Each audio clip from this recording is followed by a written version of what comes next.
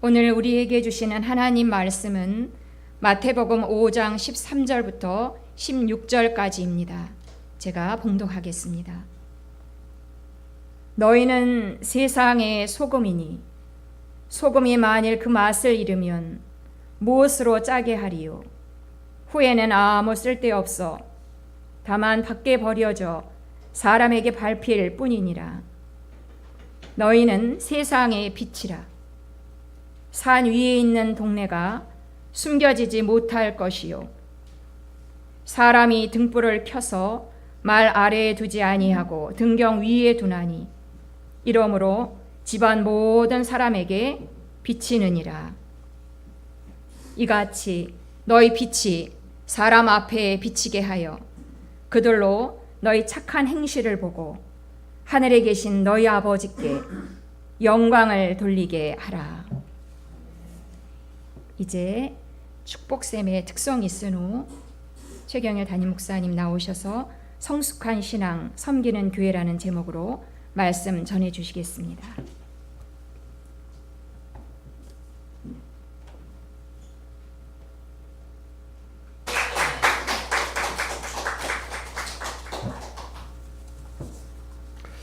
오늘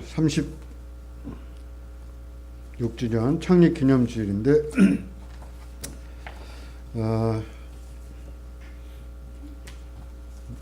세월을 돌이켜보면은 여러 가지 생각을 하게 됩니다.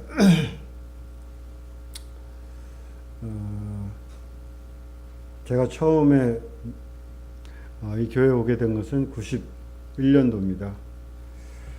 91년에 처음 왔을 때 그 인원만큼도 잘 안 되는 것 같아요. 지금 제가 보기에는 그 정도 인원밖에 안 되고,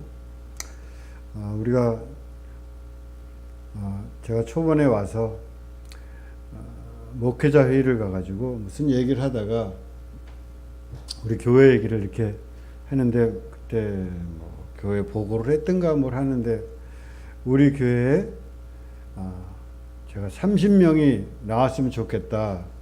그래서 기도하고 있는데 이번 주일에 30명이 나왔다. 그런 얘기를 한 것 같아요. 제 전도사 시절에. 그래서 이번 주에 우리 교회 30명이 나와서 참 기쁘다. 그렇게 교육자회 때 얘기했던 기억이 있는데, 그만도 못한 지금 상황이라서 참 마음이 아픕니다. 그렇지만 또 우리 교회는 우리 교회의 존재 이유가 있는 것이고, 그것을 저는 젊은 날에는 저도 뭐든지 할 수 있을 것 같고 왜 저렇게 못하고들 있나, 그런 생각을 많이 했습니다. 그러다가 역시 이렇게 때가 있는 것 같다. 나는 나의 때를 살고 또 어떤 사람은 어떤 때를 사는 거 아니겠는가. 내 때에 충실하고 또 나는 나름대로 내 씨를 심으면은 누군가 그 열매를 거둘 날이 있을 것이다. 요즘 그런 생각을 합니다. 이 창립 기념주일이 되면은 우리 교회 신앙 고백이라고도 할 수 있는 성숙한 신앙 섬기는 교회라는 제목으로 말씀을 드리고, 우리 교회에 12개의 지표가 있는데 그 12개의 지표를 말씀드리는 걸로 항상 창립 기념주일에는 말씀을 대신했습니다.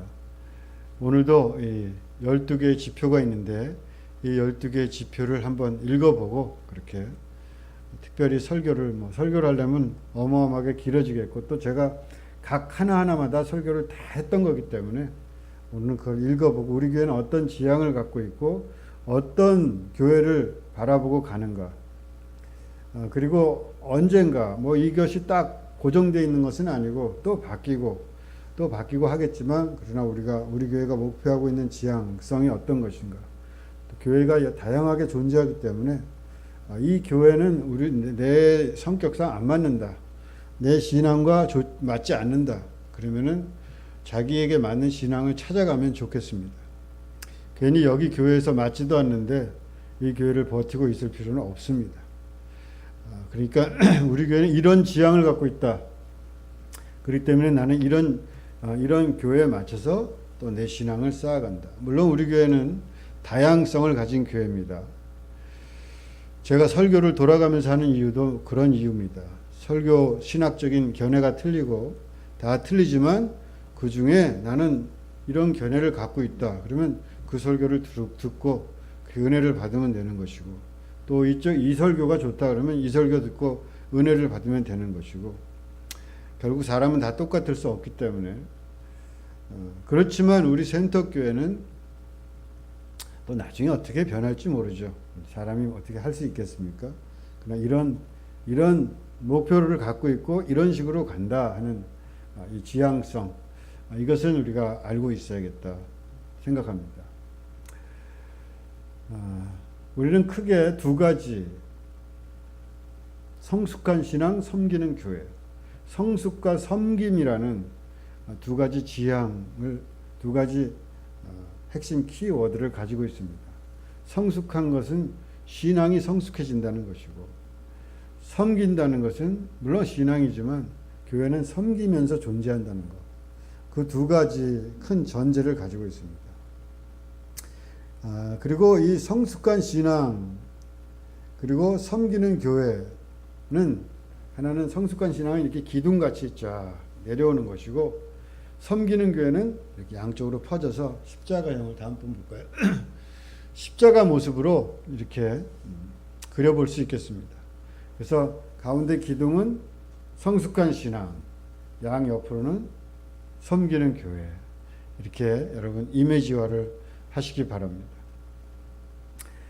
그렇게 했는데 그 성숙한 신앙을 또 두 개로 나눠서 하나는 하늘을 향해서 업이죠, 업. 또 그래서 하나님 사랑, 아래쪽으로, 아래는 자기를 사랑하고, 이것은 내 자신과 가정과 교회를 의미합니다. 다시 또 영 옆으로 가면은 밖으로 또 더 넓게 내 주변을 우선 바라보고, 그것이 이웃사랑, 더 넓게 온 세상을 바라보는 것이 세상을 사랑한다.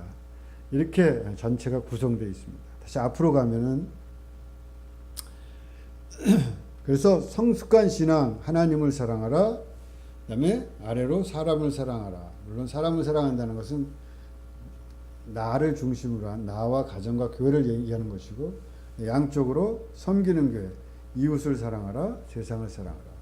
이렇게 우리 교회는 이미지화할 수 있겠다. 이것을 하나님을 사랑하라를 또 세 개로 나누고, 또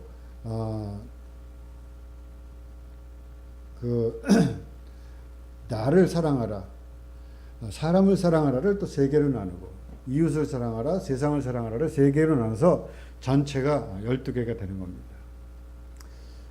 먼저 하나님을 사랑하라. 이것은 영성입니다. 영적으로 성장해야 된다. 근데 이게 참 쉬운 일이 아니죠. 우리는 영적 지향을 가지고 있다. 이게 뭐 교회라면 당연한 거 아니겠습니까? 영적 그런 성장을 하고 훈련을 하고 열매를 맺는데, 영적 지향이라는 것은 성령의 인도하심을 따라서, 좀 넘겨볼까요? 있나요, 뒤에? 네. 영적 지향은 성령의 인도하심을 따라 거룩함에 이르는 삶을 지향합니다. 그러니까 거룩하게 하나님을 바라보는 거죠. 지향이라는 게 이렇게 바라보는 거 아닙니까? 그 다음에 영적 훈련. 영적 훈련은 수덕의 길을 가며 제가 수도자의 삶을 지향합니다. 그러니까 수덕이라는 게 뭡니까? 연습하는 거예요. 덕을 수련한다. 수덕. 이 자기 덕을 수련하면서 그렇게 제가 수도자는 수도자의 삶을 살겠다. 근데 뭐 어디 저 사막으로 간다든가 산으로 간다든가 하지 않고 집에 있는 수도자, 내가 일상에서 세상을 살면서 수도자처럼 이렇게 사는 그러한 영성을 가지고 살겠다 하는 것이 영성 훈련. 세 번째가 영적 열매입니다. 성령의 열매. 여러분 잘 아시죠? 갈라디아서에 있는 이건 전부 내적인 겁니다. 사랑과 화평과 인내와 이러한 그 자기 내적인 것들을 성숙한 인격을 이렇게 고양시키겠다 하는 것이 하나님을 사랑하라 하는 겁니다. 특별히 우리가 여기서 뭐 다른 것들이야 다 똑같은 얘기지만 두 번째 영성 훈련, 제가 수도자의 삶을 산다 하는 것이 우리 교회의 가장 중요한 어떤 특징이라고도 할 수 있겠습니다. 그것을 잘 이루느냐 안 이루느냐를 떠나서 우리 교회는 이런 영성 지향의 삶을 사는데 수도자적인 그런 영성을 가지려고 애를 쓰겠다. 이것을 앞으로 지켜가고 또 계속해서 언젠가 우리 교회가 그러한 그 훈련을 실제로 잘 이루어가고 또 세상을 위해서 이런 훈련을 통해서 저는 할 수만 있다면 제가 원래 젊을 때 꿈은 수도원을 지을 수 있으면 좋겠다. 작은 수도원이라도 거기에 정말 수도를 하고 싶은 분들이 오면은 수도사를 하고 결혼하지 않겠다 뭐 서약도 하고 그런 수도사들도 좀 있고 그런 수도원이 있으면 좋겠다. 또 우리가 마음이 힘들고 어려울 때 산란할 때 그 수도원에 가서 조용히 기도하고 우리는 이렇게 수도원이라는 기도원이라고 그래서 기도원 같은 거 가서 막 기도를 이렇게 막 그냥 굉장히 시끄럽게 하잖아요. 그런 교회는 너무너무 많으니까 그런 기도원은 너무너무 많으니까 그걸로 충분하고 우리는 그렇게 조용히 기도하는 수도원을 갖고 싶다. 그것이 제 소망이었는데 하여튼 그러한 영성 그것이 기독교 영성의 긴 역사입니다. 2000년 영성의 역사예요. 소리내서 방언기도 하는 것은 역사가 얼마 되지도 않아요. 100년, 200년도 안 돼요. 잘. 미국에서 좀 유행하고 특히 한국에 와서 아주 유행을 하고 기독교의 거의 대부분의 역사는 그렇게 그런 기도가 아니었어요. 하여간 하나님을 사랑하라. 두 번째는 사람을 사랑하라. 여긴 자기사랑이라는 것은 자기의 존귀함으로부터 시작한다는 겁니다. 여러분 내가 존귀하다는 생각을 못하면은 하나님을 사랑하는 게 아니에요. 왜냐하면 그것은 하나님을 욕되게 하는 겁니다. 부모가 자기를 낳아줬는데 난 죽을 놈이라 그러고 나 같은 게 뭐 난 죽어야 돼. 제가 요즘에 이런 말을 잘하는데 하여튼 이러면은 그 부모가 심정이 어떻겠습니까? 하나님을 사랑하면서 자기를 존중하지 않는다. 그거는 있을 수가 없어요. 그거는 신앙이 아닙니다. 하나님을 찬양합니다. 나는 죽어야 됩니다. 그런 건 신앙이 아니에요. 그건 자기 비하고 그건 겸손도 아니고. 그래서 자기를 사랑할 줄 모르면은 신앙이라고 할 수가 없죠. 자기를 사랑한다. 십자가의 사랑으로 확증하신 나는 존귀한 생명입니다. 두 번째는 가정입니다. 하나님이 만드신 가정은 거룩하고 행복해야 합니다. 가정이 중요하다. 이런 거. 제가 요즘에 좀 생각이 바뀌었지만 하여간 가정은 소중하잖아요. 어떤 인류가 지탱하는 가장 밑바탕이 가정 아닙니까? 국가는 없어져도 가정은 있어야죠. 가정이 파괴되면은 인류가 공존하기가 어려운데, 가정이 중요하다. 또 그렇지만 이 가정이라는 게 우리가 상식적으로 생각했던 아빠, 엄마, 애 2명, 그래서 4명 이런 그 그림 같은 가정을만을 얘기하는 건 아닙니다. 요즘에 가정이라는 것이 다양하잖아요. 그런 모든 가정들 다 포함해서 믿음의 가정을 이룬다. 그 다음에는 교회입니다. 교회는 그리스도 안에서 사랑으로 하나 된 공동체입니다. 교회가 요즘에 좀 거의 와해되고 있는 느낌을 저는 많이 받습니다. 우리 교회도 마찬가지고 한국 교회도 마찬가지고 제가 듣는 모든 제 귀로 듣는 소식들은 그런 그 소식들이 많고 큰 교회나 작은 교회나 할 거 없이 거기 그것대로 이렇게 어느 정도 자꾸 이렇게 허물어져 가는 느낌인데 교회가 제대로 잘 서야죠. 근데 이 교회라는 것이 교회다워야지 되는데 교회답지 않은 교회가 잘 서면 뭐 하겠습니까? 교회다운 교회가 잘 서야지. 근데 그 교회다운 교회라는 것은 역시 서로 사랑하고 그럴 능력이 있는 교회가 아닌가 싶습니다. 그러니까 결국 사랑을 잃어버린 것 같아요. 저는 목회 초기에 저는 사랑이 많은 사람이라고 생각을 했습니다. 그러다 목회를 하면서 나는 사랑이 진짜 없구나. 그런 생각을 처절하게 합니다. 저는 정말 모든 인간을 사랑할 마음의 준비가 돼 있었어요. 목회 초기에. 근데 그게 허풍이라는 걸 알았습니다. 그럴 능력도 없고, 그 능력이라는 것이 그냥 되는 것도 아니고. 그래서 사랑으로 하나 된 공동. 어떻게 사랑할 것인가. 그것이 중요하다. 세 번째로, 두 번째, 섬기는 교회의 첫 번째, 이웃사랑입니다. 이웃사랑은 우리 교회가 중요하게 여기는 게 성숙한 교회가 교육이라면은 두 번째, 섬기는 교회는 복지예요. 그래서 이웃을 사랑하라는 것은 복지를 의미합니다. 소외된 이웃을 찾아 섬기고 나누는 사역이 중요하다. 그걸 너무너무 못하고 있잖아요. 우리 교회도 마찬가지고. 우리가 존립하는 것조차도 어려우니까 어떻게든 길을 찾아야 되는데 그거를 못하고 있는 게 너무 안타깝습니다.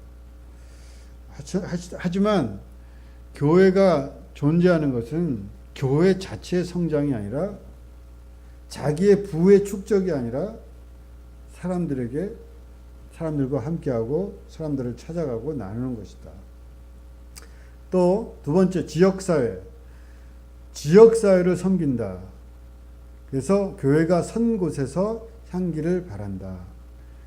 이 말은 우리는 뭐 세계 선교나 이런 거 물론 기회가 되면 해야 되겠고 여러 가지 할 일은 하지만 그것을 더 중요하게 생각하지 않고 세계 선교가 아니라 지역을 섬긴다는 것이 우리는 중요하다.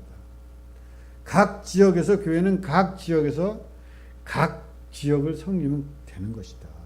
여기서 뭘 어떻게 뭐 선교를 하겠다고 뭐 지도 그려놓고 뭐 화살표 쫙쫙 해놓고 우린 그런 거는 그렇게 지향하지 않는다. 우리 지역에 어떻게 아름다운 그 교회로 설 수 있느냐, 그것이 우리의 목표라는 것이고, 세 번째는 평등과 평화.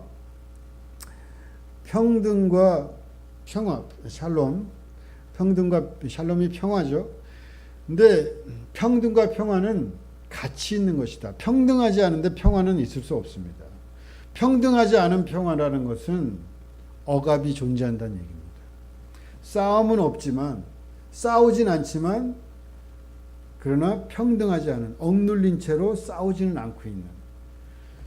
그래서 뭐 여기에 뭐 사회, 경제, 문화, 인종, 성, 특별히 성소수자 문제, 그다음에 왜냐하면은 성소수자 문제는 교회가 너무나도 어처구니 없는 짓을 지금 하고 있기 때문에 이것은 이슈화를 시키고 이것은 바로잡는데 교회가 나서는 교회가 있어야 된다.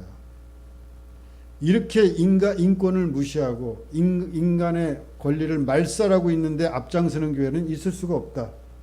성소수자도 인생이고 삶이다. 너도 나처럼 되지 않으면 너는 차별받고 살아야 된다고 하는 이 어처구니 없는 논리를 주장하는 교회라는 것이 말이 되는가? 또 뭐 장애도 마찬가지고 이 모든 차별을 우리는 지향한다.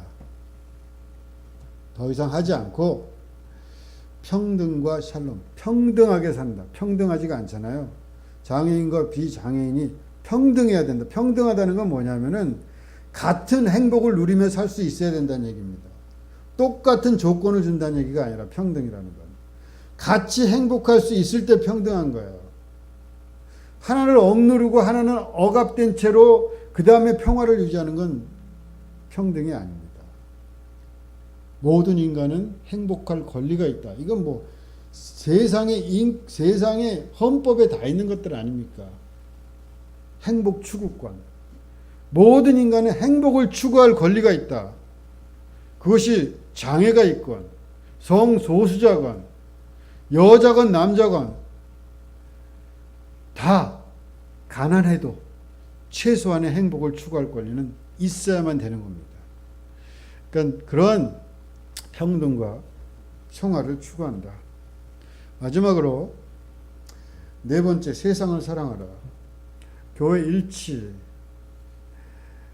교회 일치는 우리는 개교회주의를 지향한다. 개교회주의를 추구하지 않는다는 것입니다. 공교회성을 지향한다. 물론 개교회가 존재하지 말아야 된다 그런 의미는 아니고 개교의 우선주의를 저희는 택하지 않겠다. 근데 어쩔 수 없이 이 자본주의 사회에서 개교의 일종의 상점화된 일종의 기업화된 그러한 교회 아닙니까? 자본주의 사회니까 어쩔 수 없죠. 그런 경향이 있지만 그러나 개교회를 우선시하는 그런 것들은 지향하겠다. 그래서 교회 일치 같이 협력하고 교회가 같이 일해나가고 그런 교회. 교회는 하나다. 내 자산이 옆에 있는 교회의 자산으로 가도 아무 상관이 없다. 왜냐하면 같은 교회이기 때문에. 그러한 정신을 가지고 우리는 교회를 해나가겠다. 두 번째는 종교적 포용.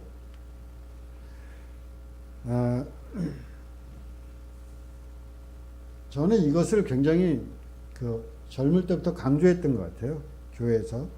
제가 전도사 시절부터. 왜냐하면 제가 목회를 나오는 해에 그때 감리교에서 변선한 교수를 쫓아냈어요.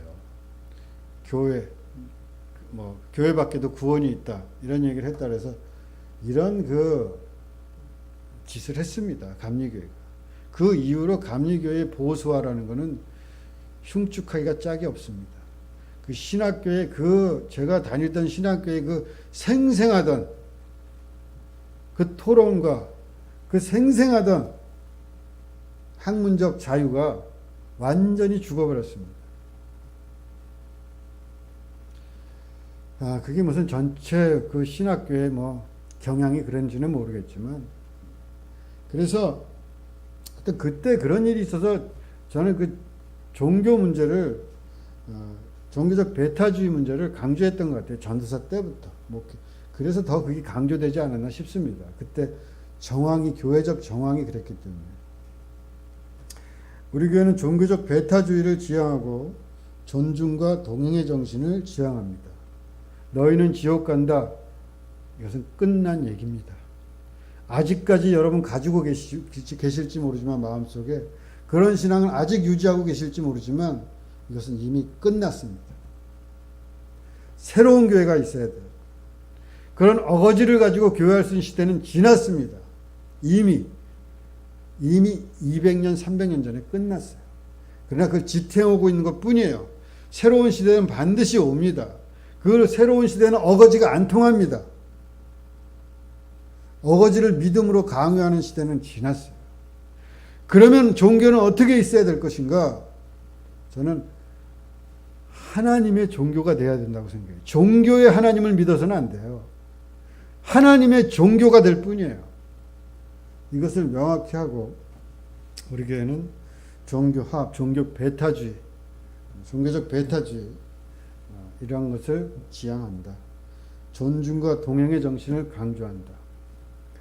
그게 어떤 종교라도 존중한다. 너는 저주를 받았다든가 너는 나처럼 되라든가 이런 불합리한 말을 함부로 하지 않는다. 마지막으로 조화와 환경. 이것은 생태적인 문제인데 생태가 지금 너무 무너졌잖아요. 그렇죠? 어떻게 매년 틀린 것 같아요. 여름 날씨가. 매년 가중되는 느낌이 들어요. 지구가 힘들어지고 있다는 것이. 그렇죠? 병도 생기고 뭐 이게 코로나가 또 생길 것 같아요. 코로나 같은 이런 바이러스성의 이런 집단 감염이라는 것이 언제 생길지 몰라요. 그래서 세계가 어떤 식으로 대처해야 될지. 왜 그럴까요? 대부분의 학자들은 환경 문제라고 생각합니다. 이것뿐만 아니라 뭐 이 기후 변화 이런 거 지금 심각하지 않습니까? 기후가 이러다가 정말 기후가 어떻게 될지 걱정입니다. 올해 여름에도 뭐 비가 엄청나게 온다고 하는데 걱정이 많고. 창조하신 모든 피조물과 조화를 이루는 삶을 추구합니다. 조화가 있어야 돼요. 인간 중심 아니에요. 인간 중심. 인간이 개발하면 된다. 인간이 산을 깎아도 된다. 그 신령함을 잃어버렸잖아요. 옛날에는 산도 신령하고 무슨 그래도 동식물의 어떤 신령한 기운이 그 원초적인 애니미즘이 있었잖아요. 근데 그런 신앙을 전부 잃어버렸어요. 그런 일에 가장 선대했었던 종교가 기독교입니다. 만물을 다스려라, 지배해라. 그것에 대한 반성이 일어난 게 20세기에 와서예요. 기독교 내에서도. 그런데 하여간 우리는 창조하신 모든 피조물과 조화를 이루는 삶을 추구한다. 이것이 하여튼 오늘 이렇게 한번 같이 읽어본다는 의미로 5월 마지막 주에는 5월 마지막 주는 성령 강림절이에요. 성령 강림절이 무슨 날인지 아시나요? 성령 강림절. 성령 강림절이 교회력에서 제일 길어요. 예수님이 성탄절 그러죠. 그럼 성탄절부터 시작되는 거예요. 대림절부터 예수님을 기다린다. 그 성탄절이 시작이라고 하면은 성탄 교회력은 어떻게 되냐면 성탄 후 제1주, 성탄 후 제2주 이런 식으로 교회력이 나오잖아요. 그죠? 그래가지고 주현절, 그 다음에 부활절, 그래서 또 부활절 후 제1주, 제2주 이렇게 나가서 그 다음에 뭐예요? 성령 강림절이에요. 성령 강림절은 무지하게 깁니다. 20몇 주. 그 다음에 다 성령 강림절이에요. 대림절 전까지. 그러니까 성령 강림절이 굉장히 긴데 그 성령 강림절을 시작하는 것이 5월 마지막. 부활절 후 50일 정도 지나서. 오순절이라고 그러죠. 오순절 성령 강림 사건. 그 오순절이 뭐예요? 예수님이 부활하신 후에 40일 지나고 승천하시고 또 제자들이 마가 다락방에 들어가 있다가 한 열흘 지나서 50일 돼서 성령을 받잖아요. 그죠? 그래서 막 방언을 하고 그러잖아요. 그런데 그 성령 강림절이 지금이다 이 말이에요. 그래서 성령 강림절이 되는 거예요. 오늘이. 성령 강림절은 뭡니까? 교회의 생일입니다. 교회가 시작되는 거예요. 거기서. 마가 다락방에서. 그러니까 우리는 교회의 생일이 우리 샘터교회의 생일이기도 해요. 그래서 성령 강림절과 샘터 창립 기념일이 같이 있습니다. 우리는 항상. 그런데 이렇게 교회 생일, 성령 강림절 겹치는 것도 참 희귀한 일이죠. 그것도 참 좋은 일이 아닌가 그렇게 생각합니다. 앞으로 우리 교회가 이런 그 아름다운 목표를 가지고 새로운 교회는 좋은 거 아닙니까? 저는 그렇게 생각합니다. 교회는 그래서 교회가 없어져야 된다 그렇게 생각하는 사람들도 있을지 모르지만 교회는 아름답고 좋은 것입니다. 무슨 일이 일어나가 교회에서 싸움도 일어나고 교회에서 별별 일도 일어나고 마음도 상하고 하지만 그러나 교회는 인생을 살아가는데 교회처럼 좋은 곳은 없다고 생각해요. 교회를 잃어버리면 안 돼요. 교회에서 좀 상했다고 뭐 했다고 해서 교회까지 다 버려버리면 안 돼요. 그러니까 욕조에 물 버리다가 애기까지 버려버리면 안 되잖아요. 그러니까 그렇게 교회를 잘 이끌어가고, 앞으로 또 우리 교회가 어떤 형식의 그러한 지향을 가지게 될지 모르겠지만, 저는 이러한 중요한 지향점들을 우리 교회는 가지고 있다. 그래서 이것을 지켜나갈 것이고, 모든 교회가 똑같을 수는 없습니다. 우리는 우리의 교회를 할 뿐이에요. 그리고 저는 미래에 어느 시점에 우리 같은 교회가 있어서 교회가 살아남을 거라고 생각합니다. 교회를 도저히 받아들일 수 없는 그러한 시대가 올 때 여전히 교회라고 불리울 수 있는 교회가 우리 같은 교회들을 통해서 그게 다시 새롭게 교회가 일어날 수 있을 것이다. 그렇게 생각합니다. 그래서 우리 교회는 그런 성향의 목회자가 올 것이고, 그런 성향의 사람들이 모여서 그런 성향의 교회를 만들어 갈 것이다. 이런 말씀을 드리면서 우리 센터교회를 잘 만들어, 비록 지금 우리가 미약하지만 때가 오면은 큰 일을 하게 될 것이다. 그렇게 자부심을 가지고 교회를 이루어 갑시다. 잠깐 묵상하겠습니다.